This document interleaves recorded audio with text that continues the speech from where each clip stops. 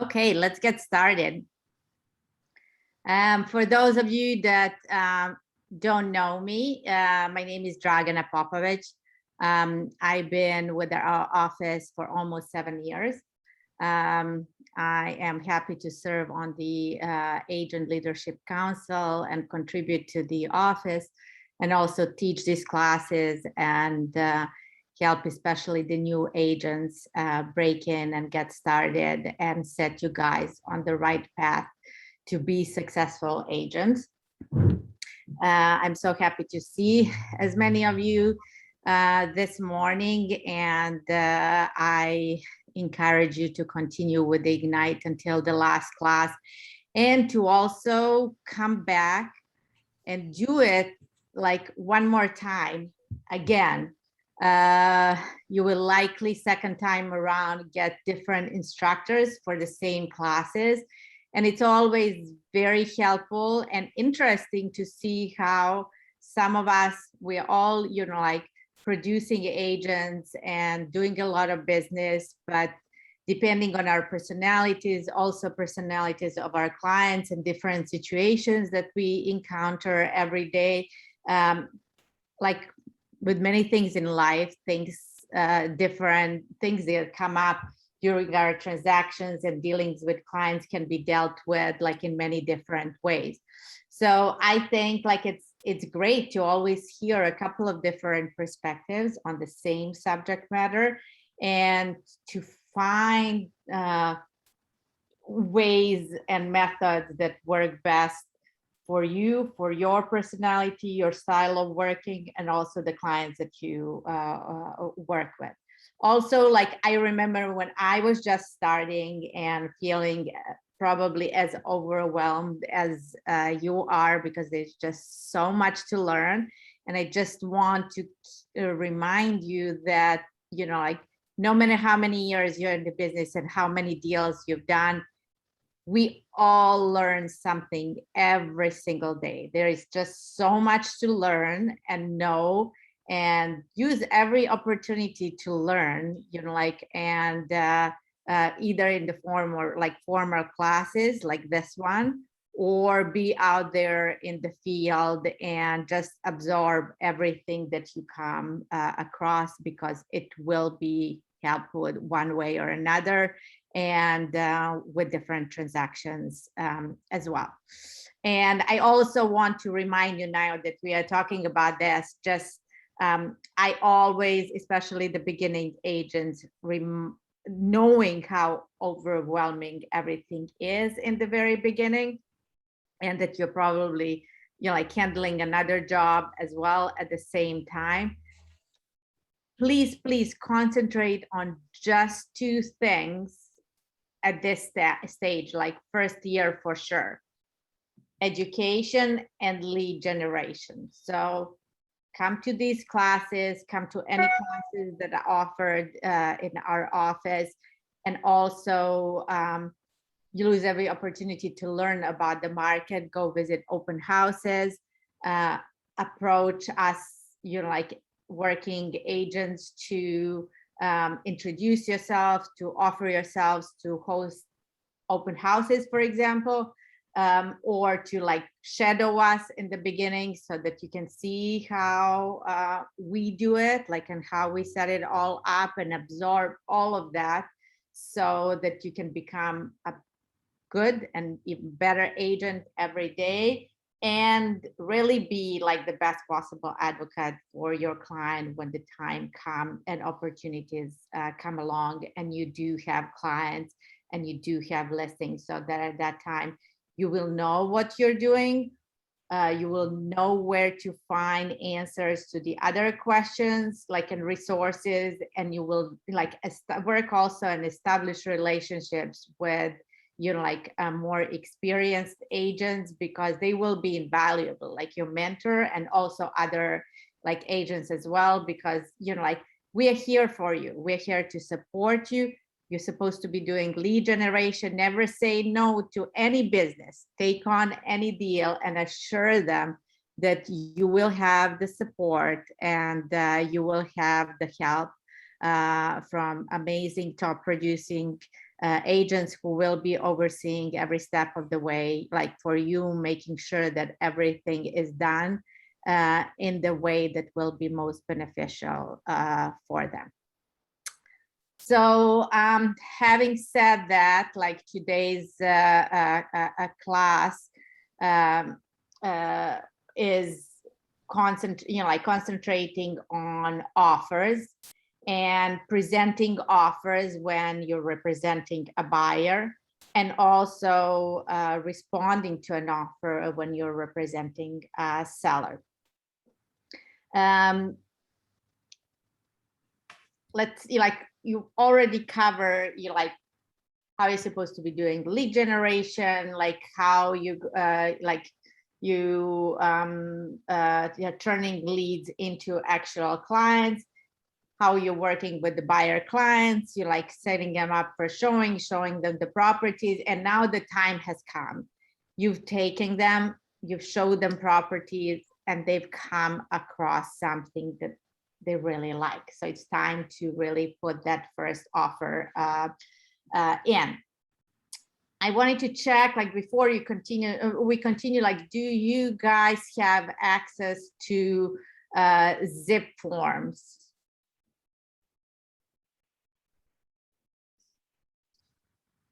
Maria, and Brandon, do you guys have access to zip forms? Yes. Yeah, I know I have access to zip forms, but I haven't really used it yet, but yeah. Okay, good. Okay. So I just wanted to make sure that you guys have accounts and that you have access, because that's the place where we actually put the offers together, where all of the documents are, and it's really set up in a way so that all of the documents are connected, that when you're beginning, you fill out first the cover sheet, and that main information about who the buyers are, who the sellers are, who is the listing agent, who is the buyer's agent.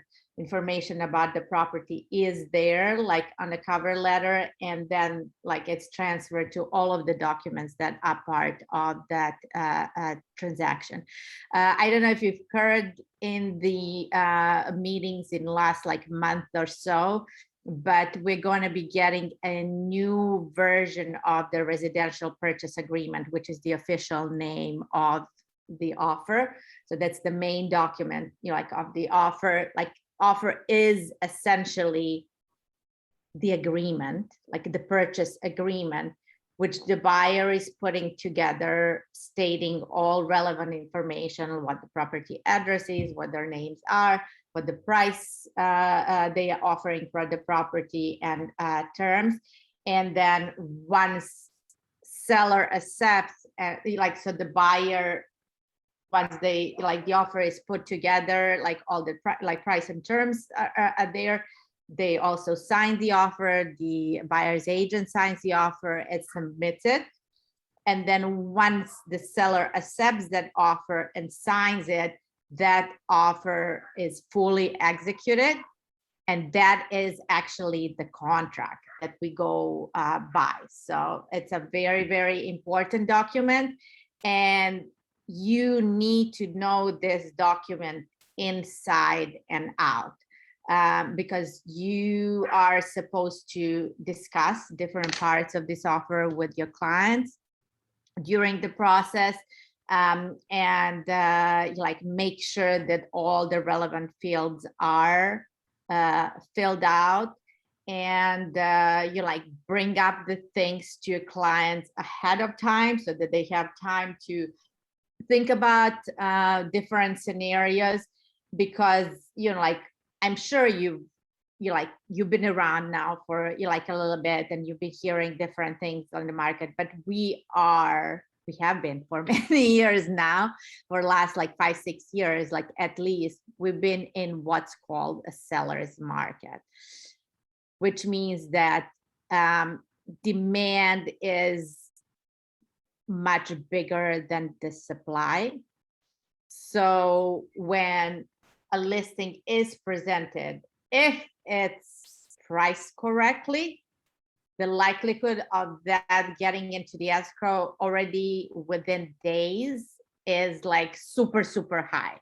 And like, so once you identify the property that your client likes, you need to be ready to act like quickly, to get all necessary, like first of all, to find out about the listing, to send it to your clients, have them review it, so you have time to go check the property out.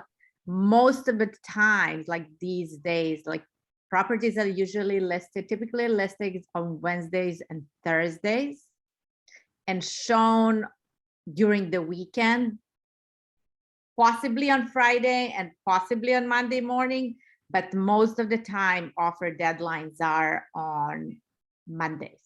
So you only have like 4 days to work with that property. So you better be ready ahead of time so that you can find out everything you can, so that you can actually put together that offer, get all the relevant information and as much intelligence for your clients as possible, so that they can put as meaningful offer as possible, and an offer that has a chance of being, you know, like accepted, so it's not the waste of time for your clients and for you, and it's not causing too much disappointment, because it is really tough working with buyers in this market, because trust me, they will get disappointed, you know, especially if you're working with first-time buyers who are on the, you know, like for the very first time going through this process, which is a very scary like process. Like they are going to be spending a lifetime of their savings buying something that will likely cost like $1 million or close to, or, you know, like a little bit like above in this town. It's a lot of money. And this is most likely their biggest investment ever, like so far in their life. And like, apart from a home, which is, you know, like so important, it's a place where we live, where we make the memories, like it's, you know, like it's our like home, our very special place. Like properties in this town are also major investments as well. And like, it's very unsettling and very scary for all of them to be in this market, to see these situations when there is, you know, like everywhere 5, 10, 20, 30 different offers, you know, like, and when there are bidding wars, and they have to be prepared, you know, like to know the market, to understand what they can get like in certain price ranges, and to understand that, you know, like they're out there competing with other buyers who might have been on the market a month or two longer, and who are just tired of their offers being rejected, not accepting, and are at the point when they're going to write those what we call like bully offers, because they understand that what the market is like. They understand that the property might not be right at that value yet, but will likely be in a month or two. And if they don't get this property, they will move. Let's say like if there's 15 offers on that property, 14 people, including them, will move to a next similar property that they're going to be looking at, and they're going to be faced with the same situation. So sometimes they have to, and many times they will have to take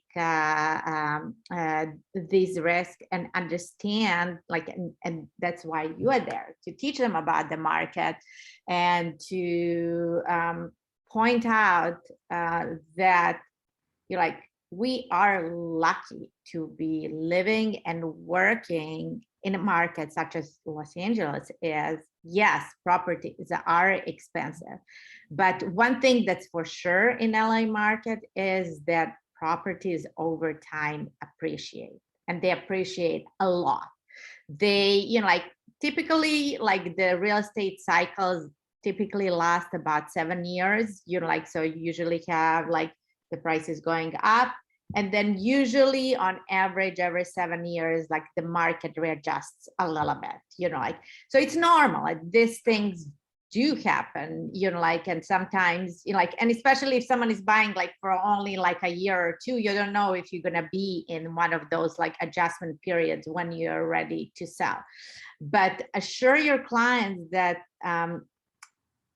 even though that's the situation, on average, and that this has been the case for last like, you know, like 50, 60, 70 years, like here in Los Angeles, that on average, the price of market value of a property doubles after 10 years of owning the property. And after 20 years, the properties are worth 3 to 4 times you like, or what you pay when you buy them. This is truly like very special and very amazing to be able to count on this appreciation over time. Yes, in shorter period of times, prices might go through like slight adjustment, but in the long run, they will always continue going up. You know, like sometimes clients are going to be concerned about, you know, like they're not sure how long they're going to stay here. What will happen if I buy a property, like, and you know, like I might get like a job offer and have to move somewhere else, like wherever it is, like New York, like Chicago, like Idaho, or like Texas, or like wherever it is. Remind your clients that we live in LA, where people all over the world wants to move to. So there's always people who want to live here because, you know, like we live in a beautiful city with a beautiful climate. We have like several industries which, you know, like where so many people in this town work and like make a lot of money. So there's so many opportunities in this town, and it's just like a dream for so many people to live here. So there is always audience here for buying properties or for renting properties. So depending on your circumstances, if you buy a property and let's say your client asks like, what's going to happen if maybe like in a couple of years, like this like market is crazy, what is going to happen if the market slows down? And you know, you tell them like, listen, we'll address that when we come to that point and where we see where we are. Like you will have the flexibility. Maybe you will want to sell it. And the good thing is there's always going to be a buyer. So if we price it competitively, like here in LA, we will be able to find a buyer. If at that time, maybe selling the property does not seem like the wisest, decision, you will always have an opportunity to rent it out and keep it as an income property. And likely you will be making more money from the rent than your mortgage payment is. So these are all of the things that you will be talking every day with your clients as you are educating them about the market. So hopefully when they recognize the property that they really like, when there is that chemistry that's needed, like that they can see their life unfolding in that, house for whatever reason, whatever reasons are most important, whatever their needs and wants are, and what's important for them, that once they recognize it, they can act quickly so they have a chance to get the property. So have these conversations ahead of time, very importantly during your buyer consultation, with your buyer client, and then use every opportunity every time you spend it with them while you're going and looking at different properties, while you're finding out what they liked about it, what they didn't, so that you the more you work with them, the easier for you to recognize what the right property for them is. So we will address today what happens when that ideal property is identified, and we will review the offer process, which will give you an idea of the steps that you'll take to get to the point where you are ready to negotiate the offer with the listing agent. One. Did you have a question? No, excited. Okay. Excellent. So once a buyer has found their perfect home, the seller starts looking forward to the possibility of concluding the sale of their property, and this is where their magic starts to happen. The offer process, is not a very linear process. It could be a loop as well. There is, many outcomes of every turn, of that, offer. And please be aware, like, first of all, know what you're doing, know your contract, know what you need to know to put that, like, attractive offer together that your client will be comfortable with. Magic word is comfortable. You want them to put an like offer that they will be, like, happy with, that they're not going to have a buyer's remorse about or regret it later on, because trust me, you're going to be blamed, like, for that. Even, like, so, like, have these conversations, have this, like, discussions with your clients, ask them the questions, make them think and sleep over things. Like, so when the right time comes, they will be ready. Be aware, like, that while working with clients more than half of the time, especially in such tough market, like tough market for buyers, like great market for sellers, of course, is there are high emotions, like running, like hot with both parties. Like, I really hope you will get a chance to work with both buyers and sellers, because that's like invaluable experience, like when you're working with buyers, knowing how sellers like think, so that you can advise your buyer clients how they can like anticipate and address all of the seller's concerns, so that their offer package is most attractive. Like I always say, like, when I came to real estate from advertising, and I always say that, like, we actually run advertising campaigns when we are working with our clients. If we are working with sellers, we are running advertising campaigns for listings, like, and we need to tell that story about the listing. Like, what's the story you want to say? Like, who is your target audience? Like, who are the buyers you're trying to reach? Like, how are you going to present that property so that appeals to the widest range of buyers, and you end up really, like, reaching out everybody who is willing, able, and ready to buy a house in order to be the most successful. When you're working with buyers, you're running advertising campaign for your clients. You want to present your clients as the best possible scenario, like, as the most desirable buyers that any seller would want to work with. And don't forget, you're running an advertising campaign for yourself, because you need, like, the listing agent needs to like you as well, and the listing agent needs to want to be with you and with your clients and advise his client that you guys are the team that they want to be, like, in transaction with. And and trust me, like, when I'm a listing agent, when I represent the sellers, I pay close attention every single showing, like even open houses. I always have my notepad, because trust me, you forget things. Like, once you meet like 20, 30 people, like, you already like forget about that. I keep notes. Like, I know, like, who are the people, like, I will make notes about everything, like make the notes so that I remember, like, physically what they look like, so it's easier for me to reference.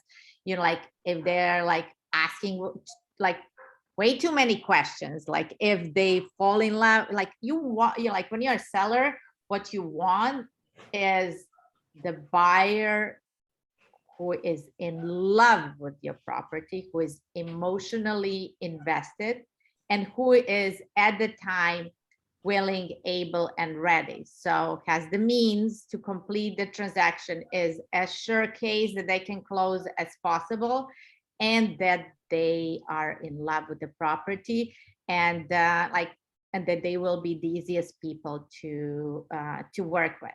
When I'm the listing agent and I have like the buyer's agent who come in and start asking me all the questions about like what's up with the like all of this, the process is set in a way that you're like, after you are in escrow, you have plenty, you have time to investigate, all of this and make your decision whether you're going to continue with the escrow or not, like later on. You're like, try, like if you're a buyer's agent, like tell your clients, do not criticize the property when you're at the open house, at the showing. If they have some, questions, they should relay them to you, but leave the comments for afterwards when you are, when you are just with them and not in front of the listing agent, because the listing agents will take a note, and say like, oh, those clients like seem like really bitchy, and or you don't want to be like in an escrow with a bitchy client, like trust me. So everything you do, you say as buyer's agent, how you present your clients before coming to this showing, how you set up your appointment, how you you start the conversation, like you try to build that rapport, like with the listing agent. You're trying to find out as much as possible about the seller and about the property, but in a very respectful way. You want to be professional, and you want to make that like nice human connection, so that they say, okay, these people seem like nice and reasonable. They ask all of the right questions, they are like well prepared. These people seem like people that we want to be in business with, that we want to be in escrow with, and they seem to have loved the property, so they will likely be closing as well. And when you're working with a buyer and you just want to set up an appointment to go see a place that's not an open house, you just go on the MLS and look at the realtor remarks, right, to see how to set up the appointment, whether it's calling them, texting, sending them an email.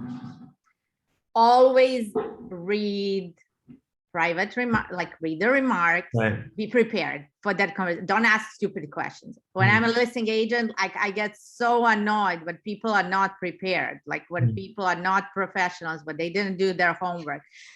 The listing agents will, in many, trust me, there is listing agents that have no idea what what they're doing, so you will run into that as well.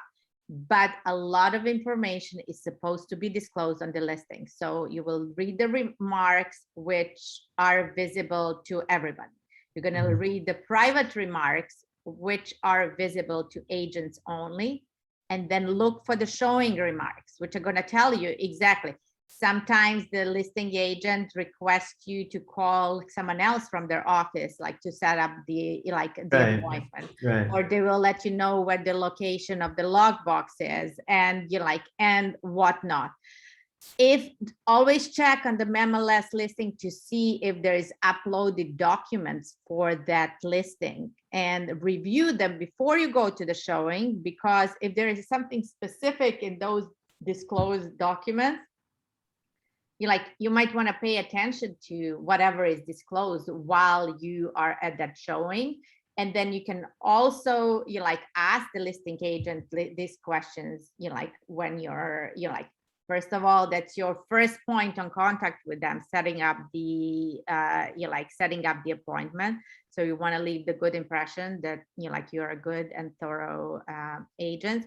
And then in the follow-up conversations after the showing, when I'm like a listing agent, and I get an offer from someone that never made a phone call and never spoke to me, that is just so weird to me. Like I said, how can you be a good agent? How can you represent your client if you never introduce yourself?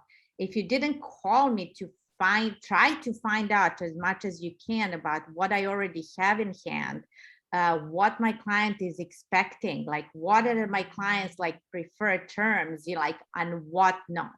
When I'm the listing agent, I always, together with the listing, and especially if it's set up to be a competitive process, and if I want to set it up so there is a bidding war and competing offers, I will, at the moment I make the listing, I will also upload offer guidelines to help buyers agents put together correct, all the correct information on the offer.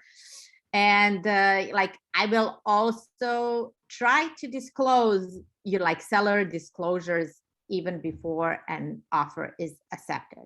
You know, like it's you want you like you like I like in most of the situations, that's the strategy that I prefer. You want to disclose as much upfront so that the offer you're getting from buyer, they already have an idea about you know, like some of the shortcomings or things that might be on on concern, but they will already know about it. They will already sleep on it before they're submitting the offer. I want their most honest and comfortable offer to be submitted so that when my client, the seller, is choosing the offer, they know these people are comfortable with what they are offering. They're not going to be surprised with something big that's going to come up like during the inspections that my clients are aware of, you know, like, but we'll only present once a day in escrow, because I don't want to get in that, you know, like I don't want my clients to get in escrow with someone that is going to run away, like that's going to get scared, change their mind and run away. You want to make sure that the people who are getting it, you're getting into escrow with, are comfortable with everything about their house. They're giving you their honest, comfortable, you know, like price, so that there is very little to be further negotiated in escrow, and it's as bulletproof as you know, like possible.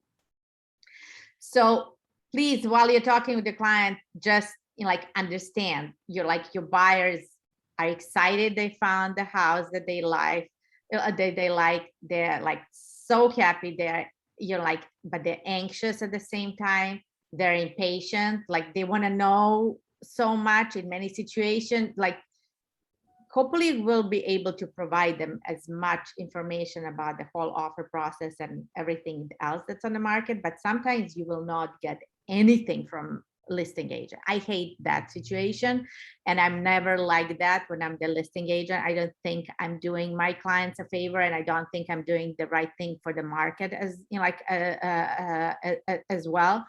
But some listing agents will not even return your phone call. Please don't be like that. You know, like if when you get the listings, put yourself in a situation, remember how it is like working with buyers, understand all the agents work so hard, especially buyers agents. They've been to so many properties with their clients. Many of their offers got like rejected, like they've driven miles to show them properties. Like respect that, you know, like give them something. Don't let them shoot in like don't let them shoot in dark. Like give them some information, like be honest, you know, like be of course work in your client's best interest, but do share some feedback, so you know, like that, knowing that people can give you like more meaningful offers.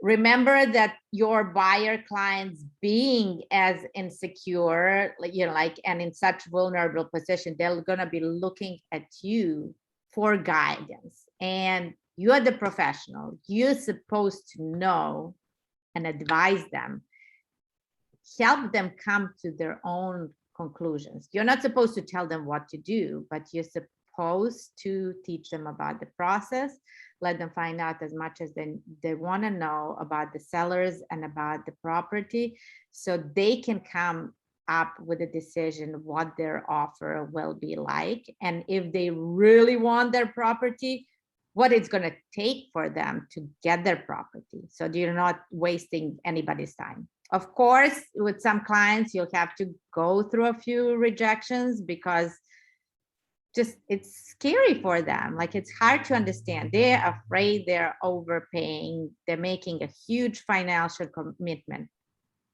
Be there for them. Tell them you understand their position. Like tell them you're there to hold their hand through the process and to follow your guidance, and that will mean success for you know, like both of you. Make sure to communicate everything you know with your client so they can be the informed decision makers. So you know, like once you say, once you put the offer, you like together for, on behalf of your clients. The seller typically responds, especially in today's market, highly likely there's going to be an offer deadline. So let's say like offers will be due by 2:00 on Monday.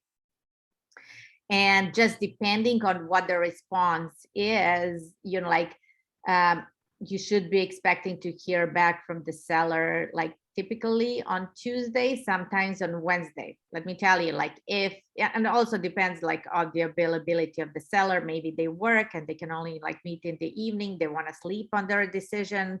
You need to go, let's say like if you receive offers like on Monday, imagine receiving 20, 30 offers. You need to first review all these offers. You need to put together a spreadsheet for your, when you're a listing agent, like you need to put together a spreadsheet where you're going to compare like the price and main terms of each of these offers. And also put some, I always put additional notes that I think are very helpful, and discuss that like in person or over Zoom with my seller clients. Have time to present this, like pretty thorough and complex document to your clients, and let your seller clients then decide whether they want to accept an offer right away or if they want to counter. Sometimes they're going to counter 1, 3, 5 people. Sometimes they're going to counter everybody. They're going to look for advice from you, like what to do. And you're there to tell them from your experience what you think will get them to the place we're going to get the best possible offer.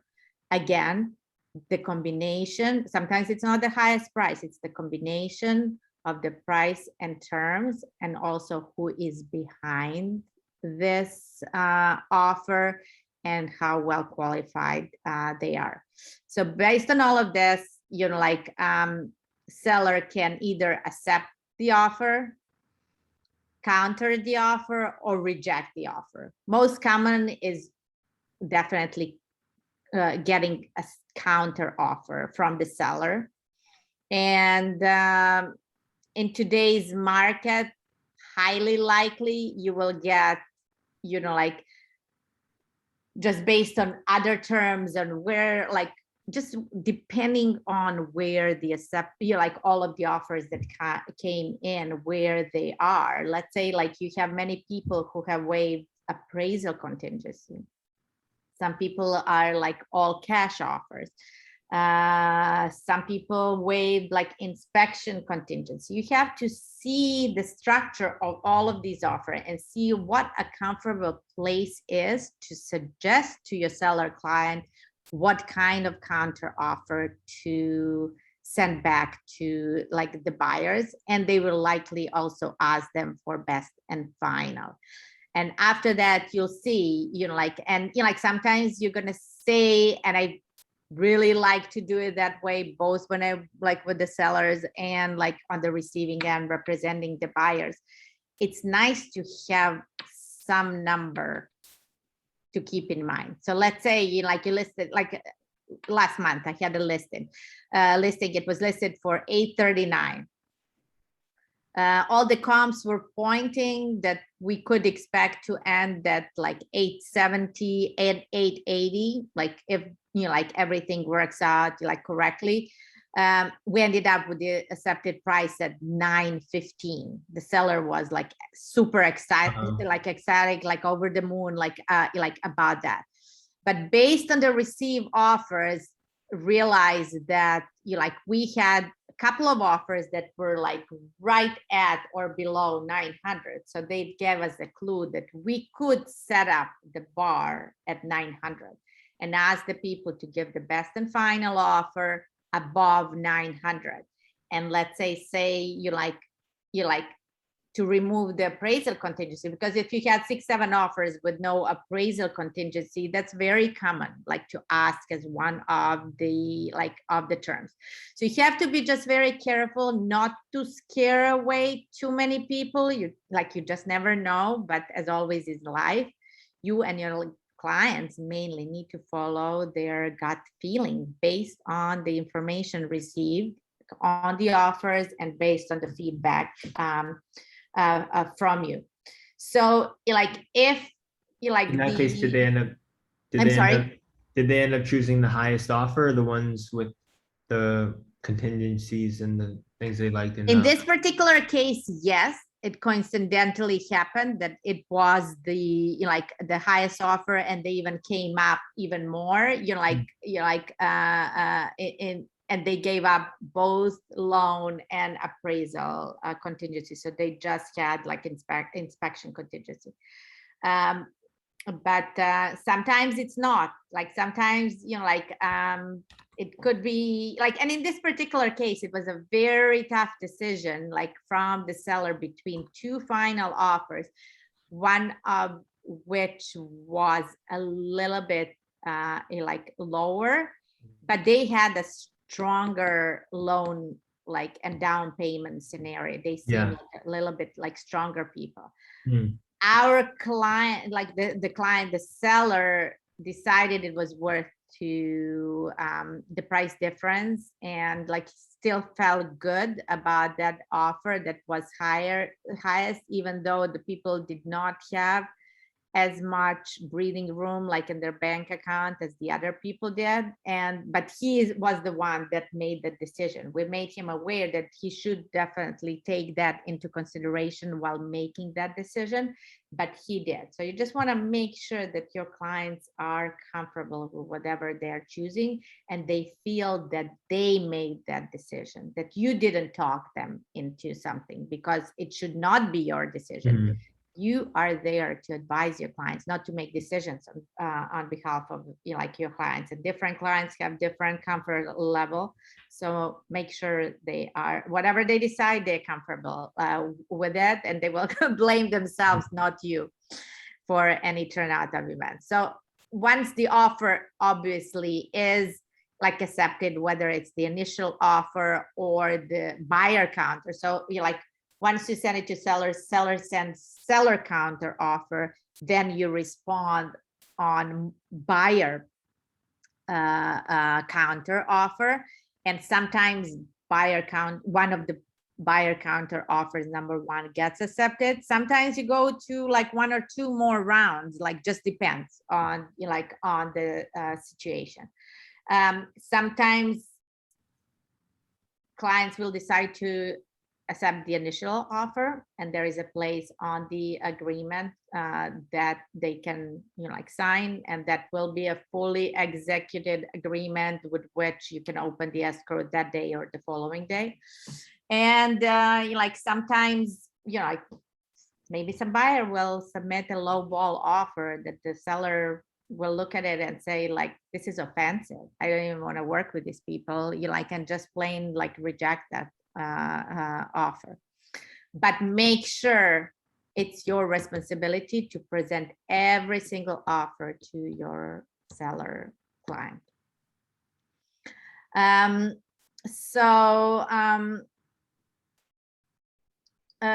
Again, spoke about the emotions, always acknowledge them, and like remind your clients that you understand. Tell them, I will keep them posted about every single step. Like let them know once the offer is sent and received, like a confirm, you have confirmed receipt from the listing agent. Let them know when to expect to get the a counter back. Explain to them that that might be flexible and might possibly be another day, so that they can set up their expectations accordingly. And then once you get the offer in, communicate it to them, explain how it is, reach out to the listing agent to find out like more details, so that you can properly advise your clients, and like in case they need to modify their offer, what's the best way to do that. So now that you have an idea how this offer process works, let's see what we can do to prepare ourselves to write the offer on behalf of the buyers. and like we'll go over now like some of the like very valuable resources you can use to prepare for writing an offer. So can you like, do you guys all have the participant guide for this session?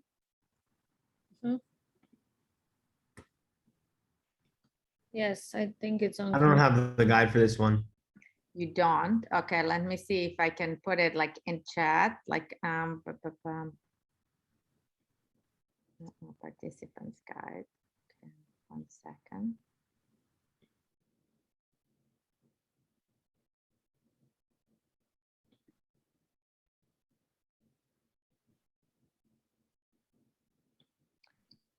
Dragana, the way it is now, we're not supposed to present specialized letters to the sellers. No. Yeah, I will address that. Like, Okay. I'll talk about it. All right. Okay, hold on just for a second. Oh,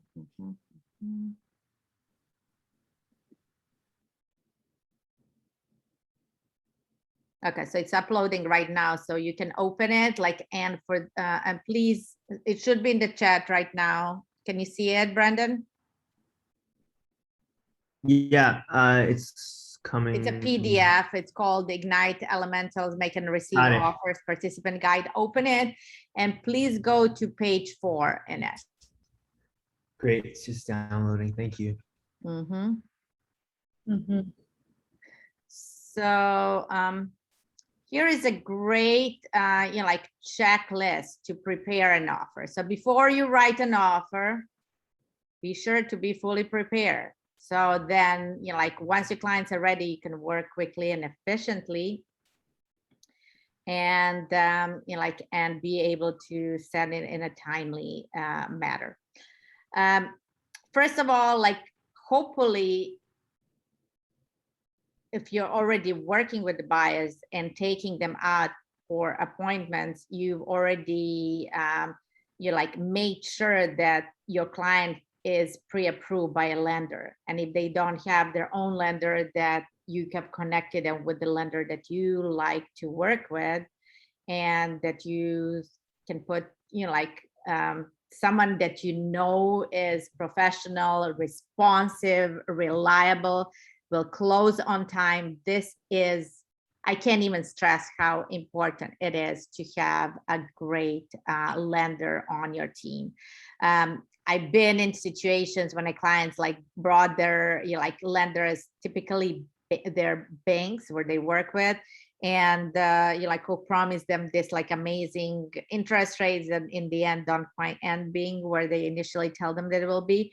But then lenders disappear. They're late, like they put in jeopardy buyers' initial deposit because like they're not able to perform on time and close on time. So it can be super, super stressful. Explain to your buyer clients that like sometimes working with the right lender and someone who has good reputation in the industry will also affect how attractive their offer is, and will depend, like if I'm a like listing agent and I see an offer with a pre-approval from, let's say, like Wells Fargo, Bank of America, like Chase, any of the big banks, like, and there is like a same offer with someone from like a mortgage banker and someone that like I worked with before and had good experience with, I will make every effort to let my seller know to run away from these offers that come with loan, like from the big banks, because it will be just a nightmare. I was in a situation recently, I was representing buyers who were pre-approved by Citibank for like a 20% down payment. And for, like $300,000, like for $1.5 million, like their accepted offer was around like 125. Citibank was so late, didn't send the appraiser on time. We couldn't remove the like appraisal contingency like on time. In the end, they required the clients to put 35% down, which was like additional $150,000. not very many clients have additional $150,000 that they can just like easily put like as a like down payment.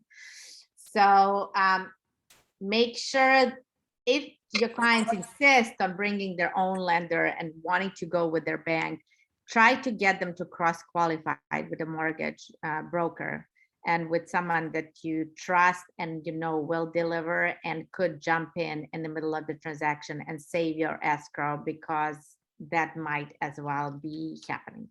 The bigger So, banks are slower and less flexible, right? The bigger I'm banks. sorry? The bigger banks are slower and like less flexible with terms. Much slower, because big banks work on quantity, not on quality of customer service. So they will just say yes to everybody because they want you in, and then because they have so many loans to process, new loans and also refinances, you're like, their process is much smaller, like slower. Gotcha. They will be very hard to get rid of, not to get rid of, but to get a hold of. And it will be hard to rely on anything that I say. Trust me, they will like just delay the process day by day and promise and promise and promise and not like deliver. So it can be really like very stressful. And I always, in these cases, like if my clients insist on going with a certain lender, I insist on them being cross qualified with someone that I know can close even sooner, like not in 30 days, but can close in 21 days, can remove the appraisal and loan contingencies between 14 and 17 days, and who's going to pick up my call anytime and tell me exactly like what the process is, what's holding them, so that I can have that conversation with the listing agent and make sure everything is smooth and my client's deposit is not like at risk. So anyway, like obtain the pre-approval letter. Sometimes your clients, let's say, like this example that I mentioned, my clients were pre-approved for 1.5, right? But they didn't want to spend that much money. So their initial pre-approval was for 1.5, and they were submitting the offer, let's say like they wanted to submit the offer on house for 1.2. I do not want to submit on their behalf pre-approval for 1.5, because guess what's going to happen? The listing agent and the seller will see that my clients are able to come up even higher, and they will push harder like to get the price like up. So I will contact the lender, I will make the connection with the lender, like, and I will ask them to give me like revised pre-approval, which is just above the amount that we are putting on the like offer. You will see then, like if we get the counter offer from the seller and we need to resubmit like a buyer counter offer, you will then get a hold of the lender and ask them to give you a revised pre-approval. Let's say like if you want to counter 1.25, you need to provide updated pre-approval, and and also in addition to the pre-approval, you need proof of funds from your clients, which are typically bank statements showing that they have enough money for down payment. And also like for the closing costs, like, and a little bit like more, because that will be necessary both for their final approval by the lender, and also like sellers want to see that you have like a little bit of cushion and that you're not fully stretched, because if you are fully stretched, you're going to be a little bit more nervous, and like with possibility to change your mind, get scared and run away. So you want to prepare a comparative market analysis to inform the buyers of what's expected market value of the property. What we find out a lot these days on the market is that listing prices are under the true market value, and that's just a pricing strategy. So put it in your buyers' brains that listing price is just a pricing strategy. In majority of cases these days, like the pricing strategy which listing agents advise, because it works really well and sellers accept, is to underprice a little bit or even more in order to get the bidding war going and to get multiple offers. You're gonna check, first of all, you're gonna make the connection with the listing agent, make sure that the property is available, that no other offer has been accepted, that you have a shot like at that, and let them know, let the listing agent know that your client liked the property, you guys are working on putting the offer together, like, and to keep you posted if anything changes. When you're speaking with the listing agent, build rapport and gather as much information about the seller and the property as you can. Ask the right questions of the listing agent to discover what's important to the seller. You know, like, find out their time frame and motivation for moving. Let's say, like, if you know that they got a job, you're like in Chicago, and they're going to be moving like in 3 weeks, you know, like, and the house, like, or if they've already moved and the house is staged, then the close of escrow date can be very attractive. If you can close in like 20 days, in 24 days, rather than 30 days, you know, like, that's going to be attractive, because sometimes you might not be able to come up with the highest and best price, but sometimes the combination of terms will make a difference, you know, like which contingencies your client is willing to waive, and also the closing date and the timelines for the contingencies. Every seller wants the contingencies to be removed as soon as possible, and to have as few contingencies as possible. Contingencies are, I always call them like little jokers, like for buyers to have to be able to get out of escrow based on new findings during escrow. So let's say, like, if you have inspection contingency, you have the right to inspect the property, and based on findings of those inspections, either renegotiate the price or exit the escrow if much more work than you originally expected is required. If you are advising your clients, like, let the clients know that in many cases in today's market, in order for their offer to be attractive, they have to waive their appraisal contingency.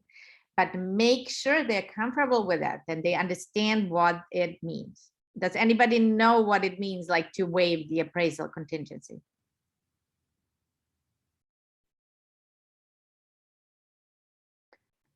So you like, as you know, like, once you like, if you are getting a loan, the bank, as soon as you open the escrow, the bank will set up the appointment with their appraiser that they will hire, and which buyer has to pay for, to come out to the property and appraise that property.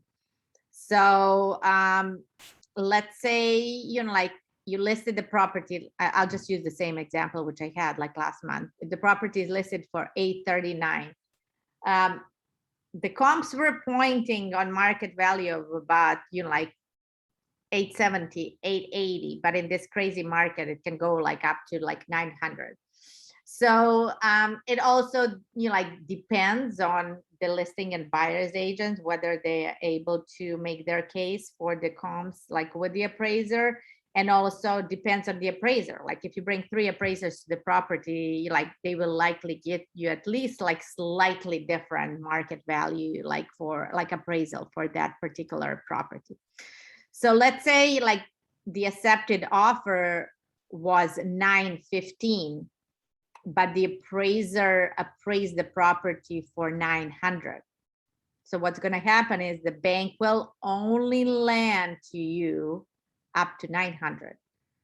So the buyers need to come up with that difference of $15,000 from their own pocket to make up for it if they gave up their appraisal contingency. So giving up the appraisal contingency, it like basically means if the appraisal comes lower than the accepted price, we will make up the difference in cash.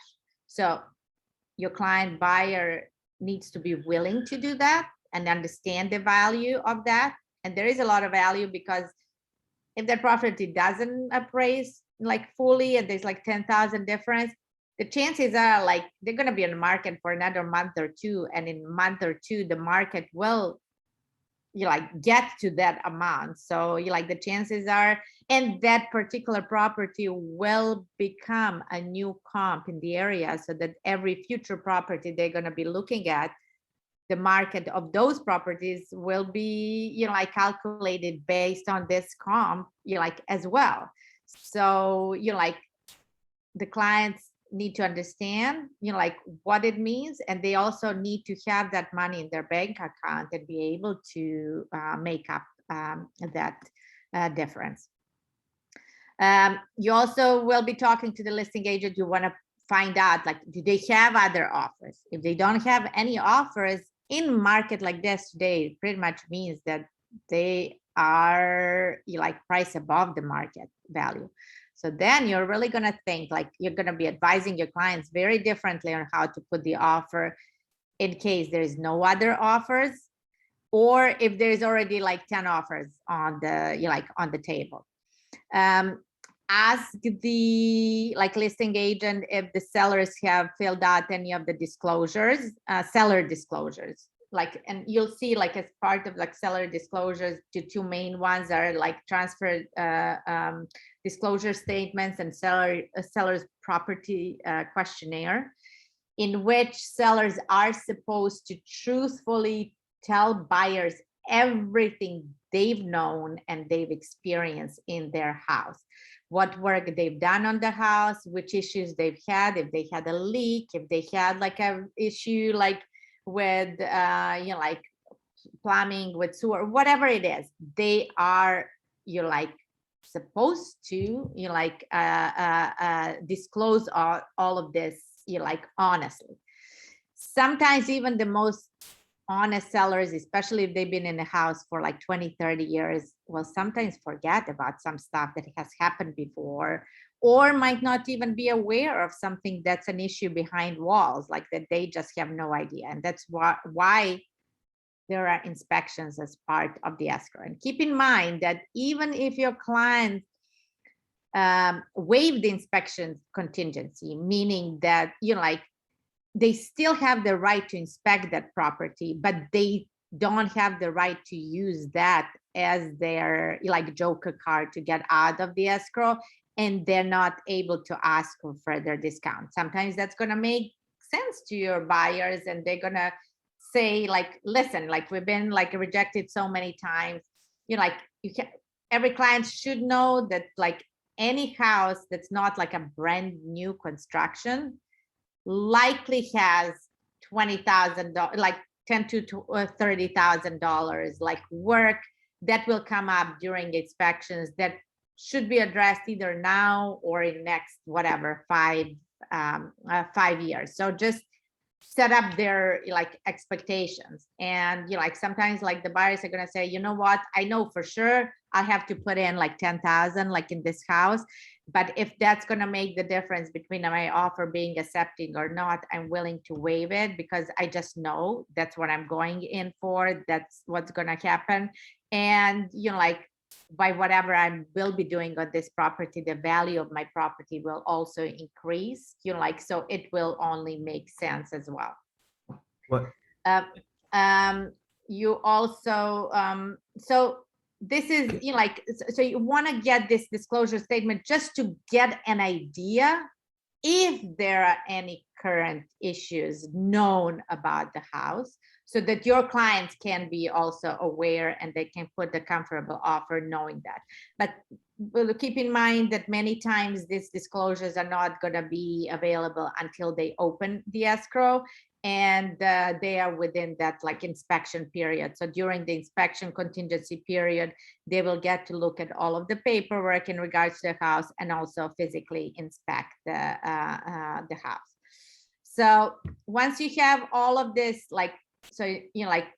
pre-approval, proof of funds, and then all of the information and intelligence which you're going to share with your clients so that they can come up with the price and terms that they feel comfortable with, you're going to sit down and you're going to write the offer.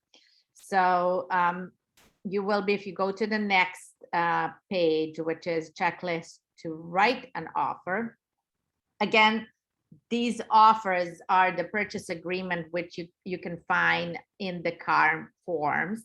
And you're like, and again, you really want to be familiar with them. So the thing, like there's some many paragraphs of the purchase agreement which are standard, like, and there is nothing to fill fill out there. They're just there for your buyers to read, understand, and agree to. Like, but there are paragraphs with the information that needs to be input, and these are the things that you're going to be discussing with the clients. Mainly, what is the price that they're offering? What are the terms that they are offering? Main terms are 3 main contingencies, whether they're going to have any of them or all 3, and how long they're going to be. And another term, like important term, is when it's going to be your close of like escrow. You have flexibility there, like that can be like a deciding factor. You're going to review seller disclosures, like if if they're provided and they're available, and see if there are any deal breakers already there. Conveyances, consider what times in the home will transfer or convey to the buyer, typically attached. So you want to know, what stays in the house and what seller is planning to take with them. And hopefully that's listed on MLS, or you have discussed with the listing agent, because in most of the cases, appliances that are in the house will stay in the house, and the fixtures, including light fixtures, like mirrors, whatever is attached to the to the walls. But sometimes sellers are particularly attached to something. So let's say and they will list it on the listing. They'll say the living room, light fixture is not part of the sale. So you want to make sure, even though it is on MLS, it's on the listing, you want to make sure it's noted in the agreement, because the escrow company will use this agreement as what they're gonna base everything on. You want to understand that typically within first 3 days of escrow, and that's the default on our California purchase agreement, the earnest money deposit is due, and it's typically 3% of the purchase price. Sometimes it's a highly competitive process, sellers will ask you to deposit this money on the first or second day of the escrow, and there is a place on the purchase agreement to state the amount, but again, the standard is 3%.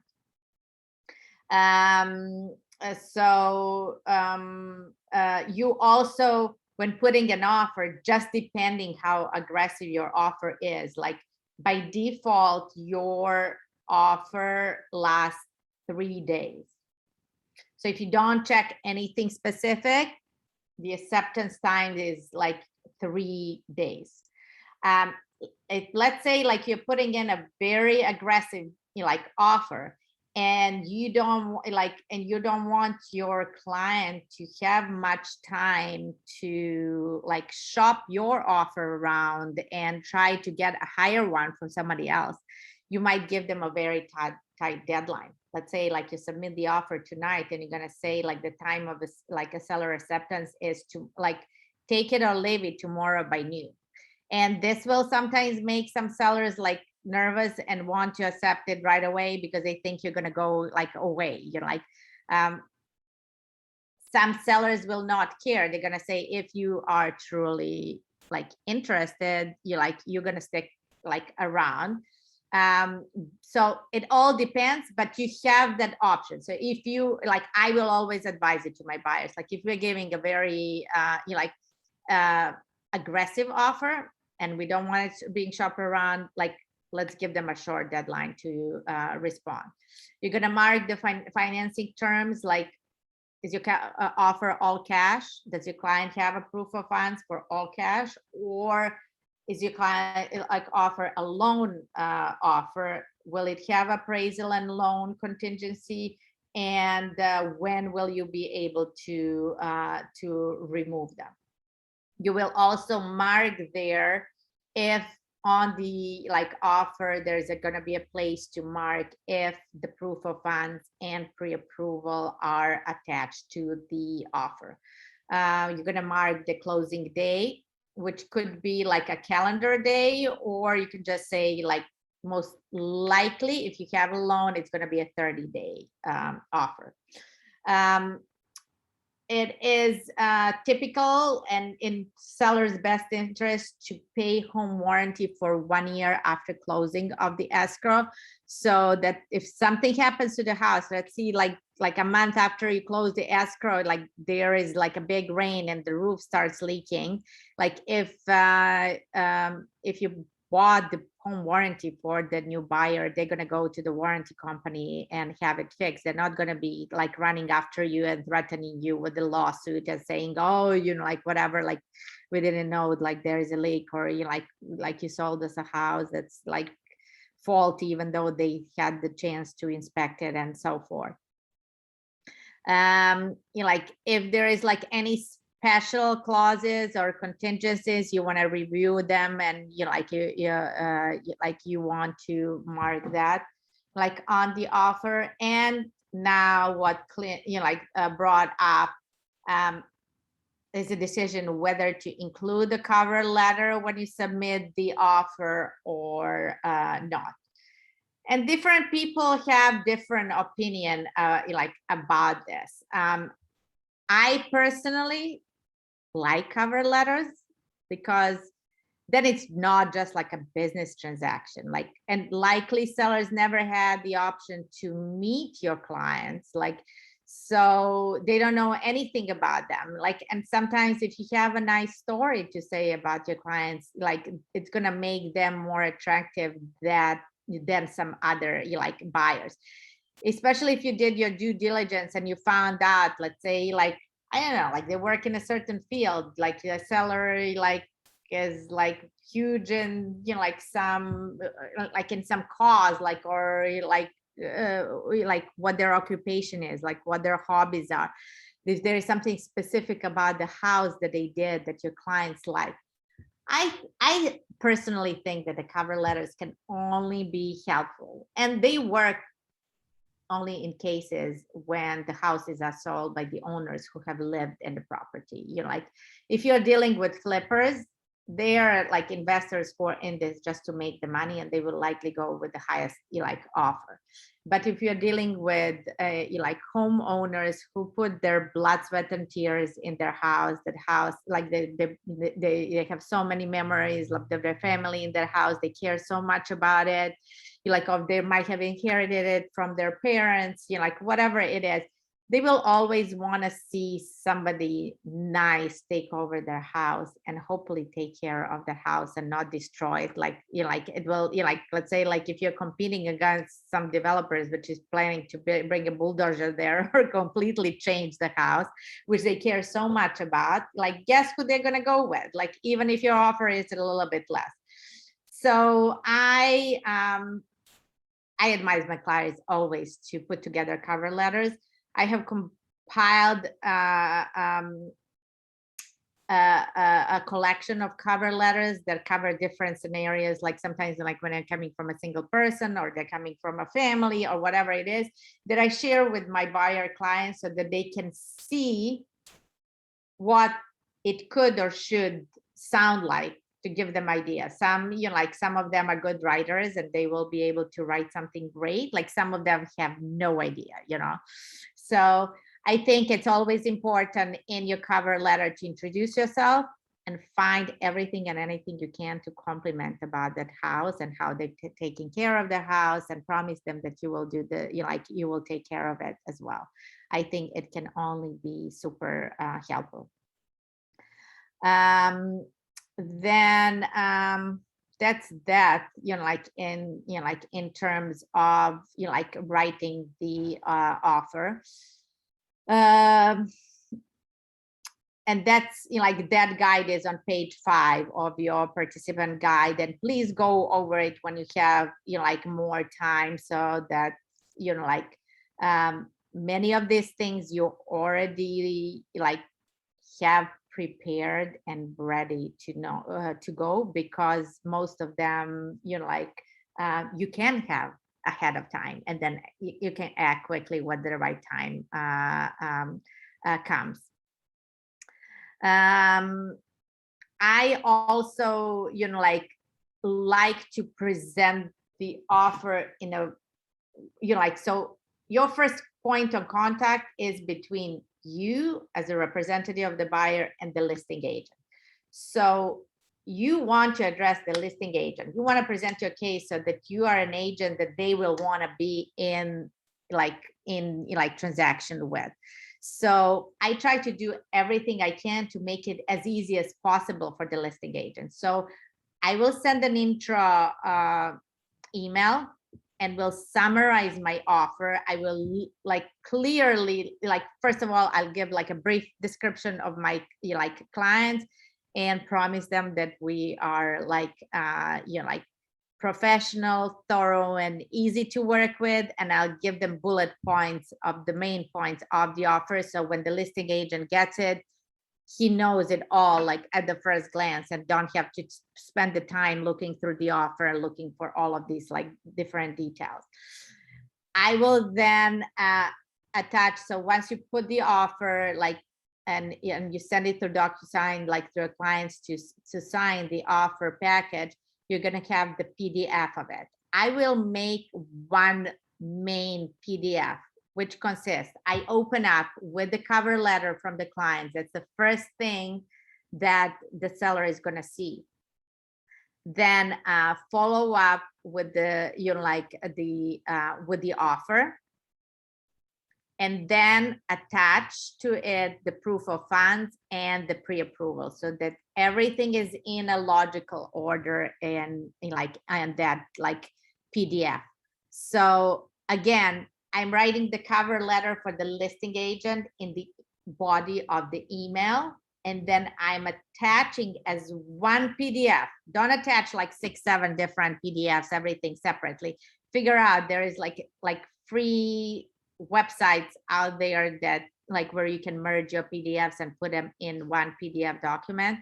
And you know, like, so you're gonna appear as like professional, you know what you're doing, and you know, like you're sending, you know, like a well organized and a clean offer that tells a lot about you and your clients.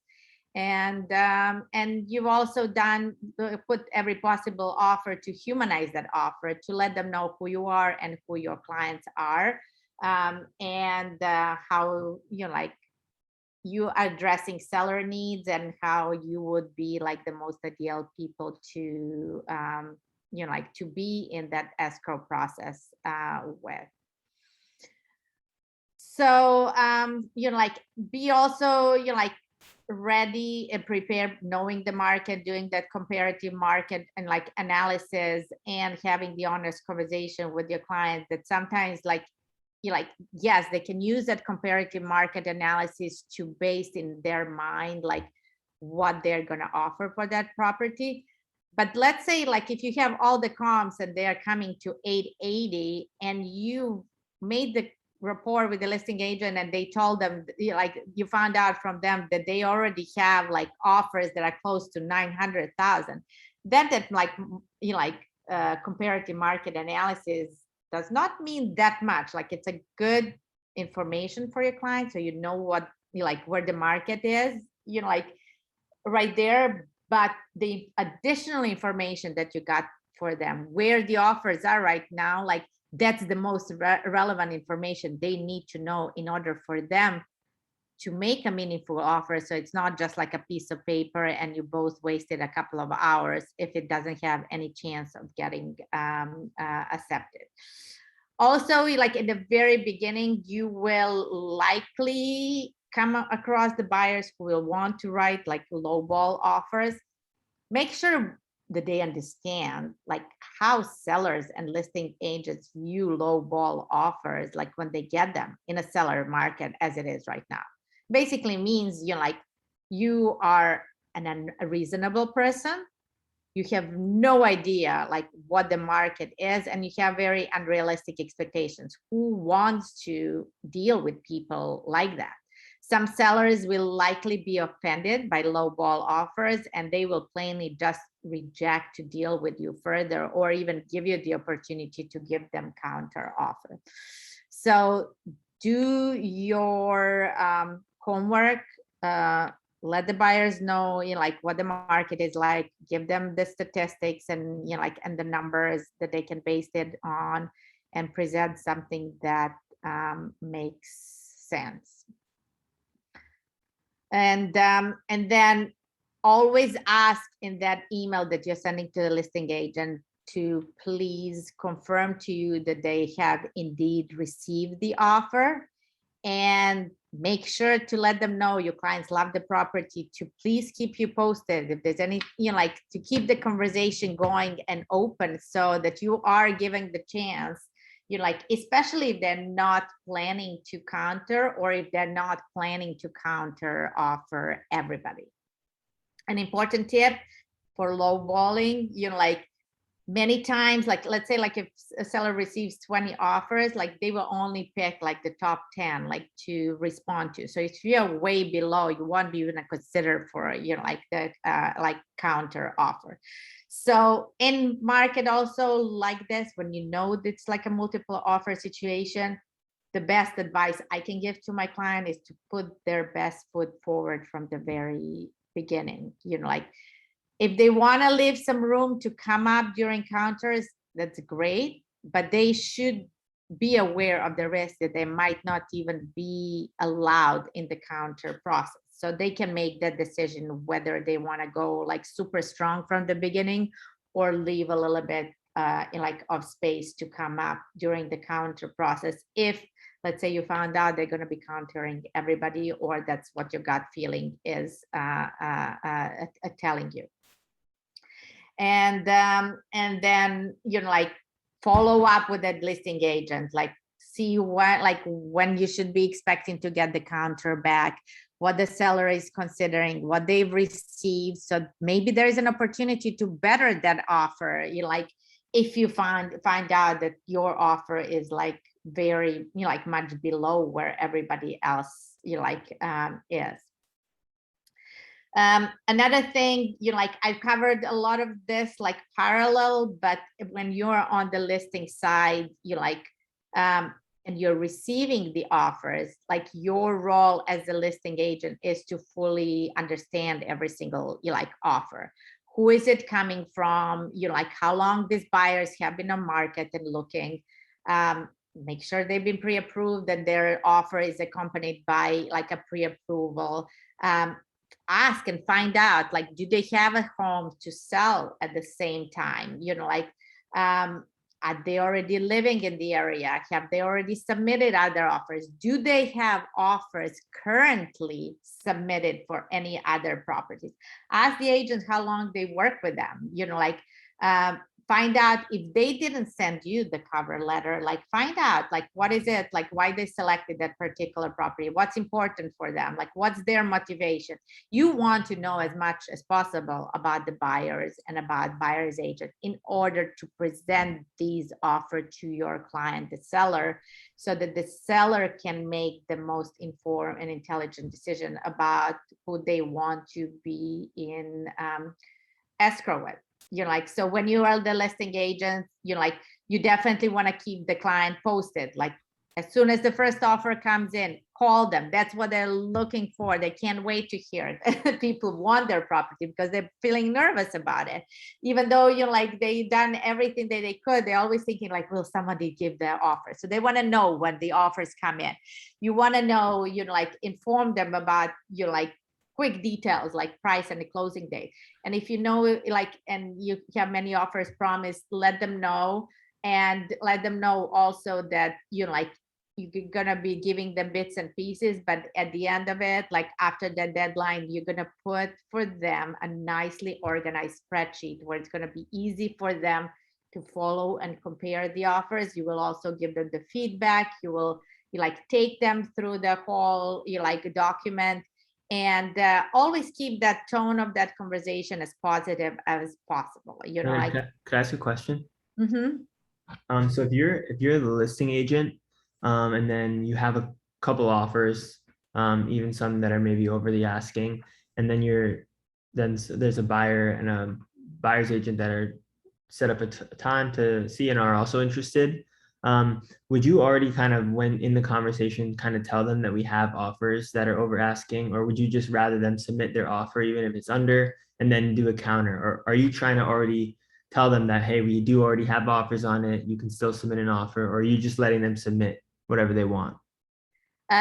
I will do I will always make every effort to find out as much as possible, ask the questions from as many angles, like, and keep the balance, you like, not being like too, you know, like big pain in the butt, you know, like, by try to in a nice way to get as much information where they are, like, and remind the listing agent, just say like, you like, please share as much as you can with me, because you like, I want to like help me help you get a good offer, so that I can have like the, you know, like the most constructive conversation with my clients, and be able to give you their possible, you like, offer. Remember, like, remind them what your role in that process is, and how you will be working together with them, and try to, like, I always ask, you know, like, whatever it is, let's say like if you're like the asking price is 850 and they're telling me we are already over the asking price, I said, like, I will always ask like little questions and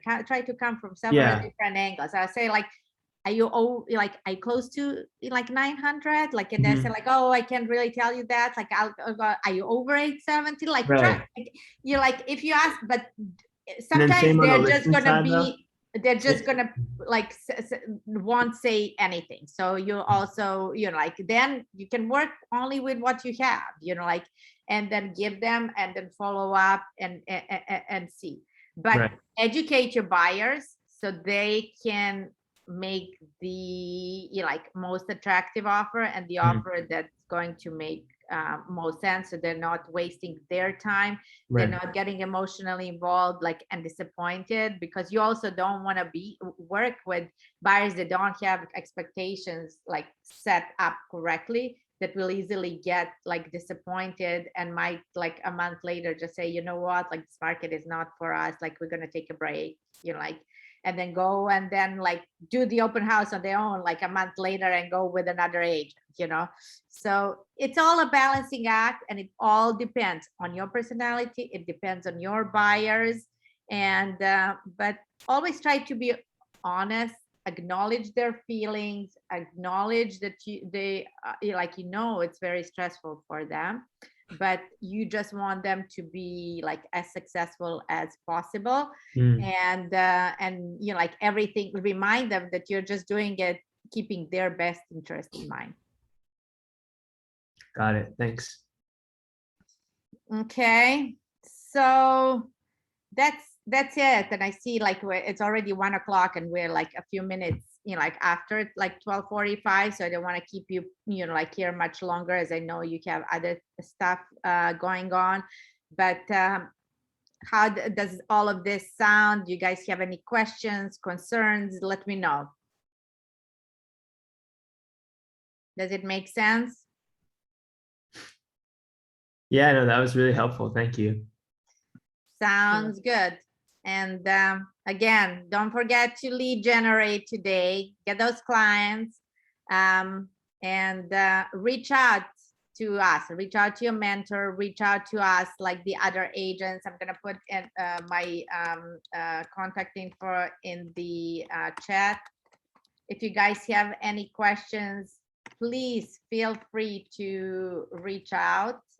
I was in your shoes not that long ago, and I still remember vividly how it is, how overwhelming it can be, how you feel insecure, you want to know all the answers like right away.